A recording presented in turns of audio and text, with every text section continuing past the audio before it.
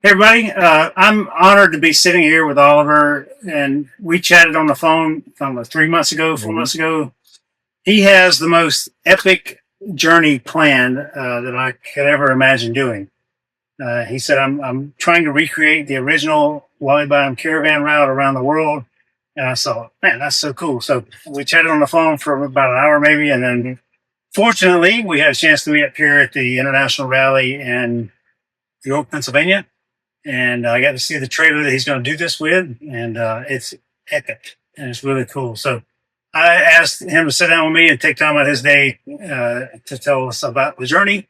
And so I have a few questions, but thank you for joining, and look forward to seeing this thing come to fruition because it's a really, really awesome opportunity. So Oliver, thank you very much. Yeah. It's great to see you, man. Happy to be here. Yeah. I just want to ask, so tell everybody how this came to fruition, what the plan is, when you're planning on starting, and then anything else like that, and I'll follow up with other questions. Yeah. So we've been planning this for I think about a year and a half now, because obviously there's a lot of logistics that go into it. Yeah. And so I think it was February of last year when I really started to get back into Airstream, because my family has been involved with Airstream since 1953. Sweet. So they actually sold the initial Airstream out of the Jackson Center plant, burning trailer sales in Fort Wayne. It was technically named something else. It was Ideal Trailers or something.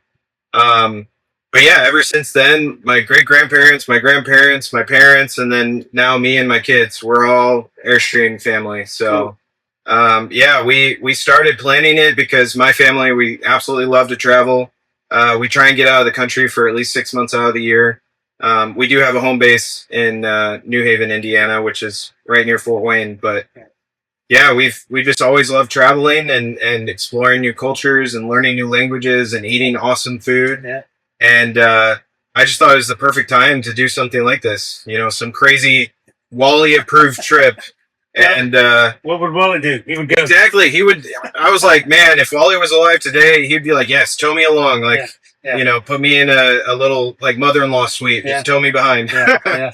And yeah, so I initially I reached out to Eric McHenry, who is the past president of ACI, and I told him about my idea, and he said it was awesome. And so he connected me with some people, and he actually made a mistake because I was initially just planning on recreating the Cape Town to Cairo caravan that they did back in when was that? 1959, 1958, something like that.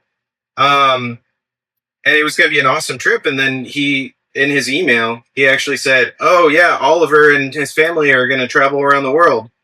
And so I looked at my wife, Sarah, and I was like, guess we're traveling around the world. And so then from that point on, I started planning, the trip, to do the full route. Cause the original route, if you can see it here in the video, I don't know. Show a close up of it. Yeah. So they started here in Singapore, and then they traveled by land all the way to Lisbon in Portugal. Yeah. And so they're kind of doing the opposite route. So we're going to be doing the Pan American Highway first, which is Alaska to Argentina. It's a dream. Yeah, well. I know. But from Argentina, we're going to ship it to South Africa, head up the west coast instead of the east coast, which is the original, Cape Town to Cairo. So we'll be going up to Morocco, and then the European leg will start in Lisbon as well, kind of retrace some of those steps, and then head through Asia and then down into Australia for the final leg. Yeah. And one thing that I really hope we can do, I don't think it's actually possible, but I'll look into it. I would love to get the first Airstream on Antarctica. Like if I could get our world traveler onto Antarctica, that would be awesome. So cool. So we're in a world traveler. That's this model here. It's as original as possible. So can you tell us about the trailer? Yeah. So we originally had a 26-foot single axle Airstream Overlander, and that was in 1956. Mm-hmm. And but it was completely gutted. So I was like, hey, we got a year. This is going to be a lot of work. Yeah. It's probably going to be a complete frame off. But then I just realized between work and family and everything else, I was like, I don't have any time for this. Literally that night that I was kind of talking through it with my wife and with my brother and everyone else, Kenny Ruzika, who does the custom He has done like 300 and something Airstreams, but this is his little badge that he gave us, Sweet. made out of aluminum. And he's done a lot of them, and he posted this on the Airstream Addicts group, and he's like, "Hey, I put so much love and sweat and tears into this thing with my team over the last, I think it was like 6 weeks. And I'd love for someone to take it at cost." So he's like, "I bought it in West Virginia, brought it out to California, put all of this time into it, and I'd love for someone to take it off my hands and go crazy with it, have a crazy adventure." That's cool. And I think within the span of like 30 minutes, he turned down like 4 people because they wanted him to modify this, modify that, do something here. And then I reached out to him at like 11 o'clock at night. I was sitting in the bathroom or something. And I was like, "Hey, Kenny, this is literally like our dream trailer. Yeah. We would love to bring it back around the world." And he was immediately sold. I didn't even know how I was going to pay for it. Yeah. I mean, we figured it out as we went. Yeah. And he actually brought it all the way from California and met us in Fort Wayne. Sweet. And dropped it off. So here we are. I towed it to York, and now I'm going to tow it around the world. Already had your first adventure fixing it. Yes. Rake line yesterday. Yes. Yeah. The truck. I love this truck. It is an amazing truck. It's a 2002 Ford Excursion. Yeah. Diesel 7.3, whatever.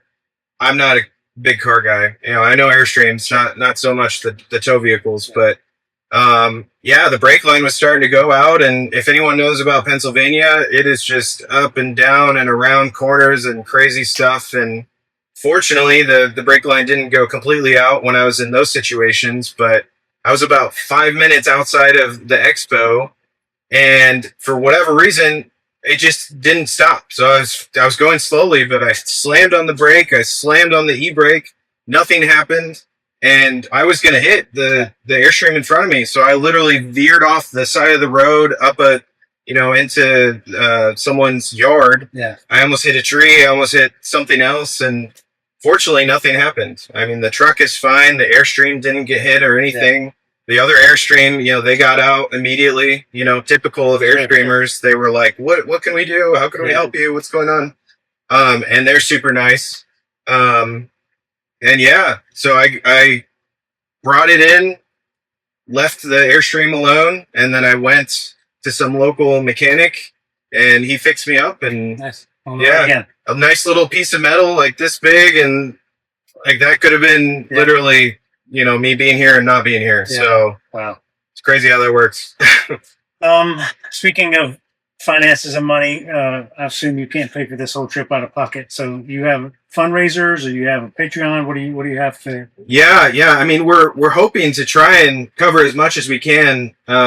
Just from renting out our house and not having to deal with that expense, and then working on the road. But at the same time, obviously it is a little bit more expensive. Sure. So we are going to plan on doing a Patreon page, just getting everything figured out now. Okay. But that's the easiest way to kind of support us on the road. Okay. And the ways that we give back to you, we're still open to any and all ideas, but, we'd love to do kind of like a letters from afar type situation where we can send letters to people, from wherever we're at in the world. Okay. We'll be making posts. We would love to do YouTube videos. So I'll have to talk to you about that. But I mean, we're planning on doing all kinds of things, and, whatever we can do to give back to the people that are supporting us on our trip, we'd love to do that. Very cool. How can someone find out more information now? Do you have a website yet?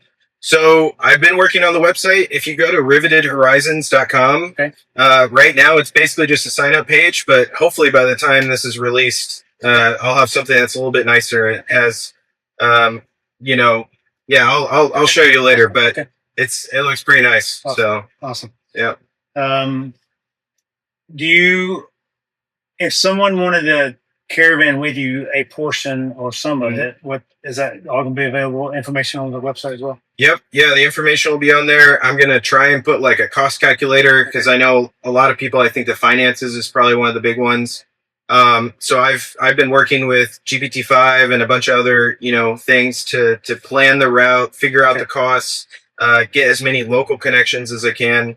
You know, Overlander. For anyone that has traveled abroad, like, you know, It's a great system. Yeah. exactly. It's really great, and everyone is posting all over the place. Like, it's amazing here in the U.S. and up in Canada, but it's just as amazing even if you're in Namibia. Yeah, So we used it in Canada for sure, and I used it years ago overseas too. So Yep. it's a really great thing. yeah, and so that's what we're planning on doing, is just kind of utilizing GPT-5 to kind of initially plan the route, and then, you know, look at the surrounding landmarks and those kind of things. Utilize your method of, you know, picking a location and then kind of spurring out from there. So Plant a flag. yeah, exactly. It's a great one.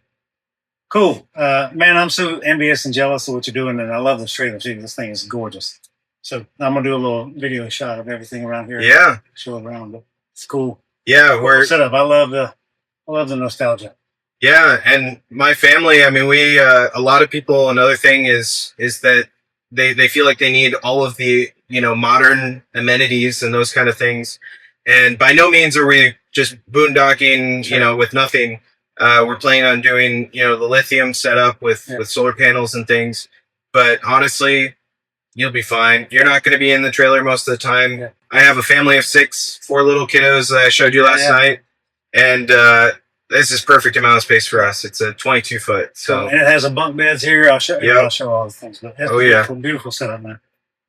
Anything else that the world should know or needs to know, or you want to talk about? I mean, definitely, just if you're interested at all to either join us or to just support us, or, you know, anything else, any sort of questions, if you just want to talk about stuff, talk about logistics. I love that kind of stuff. I'm an engineer by trade. So, you know, reach out to me.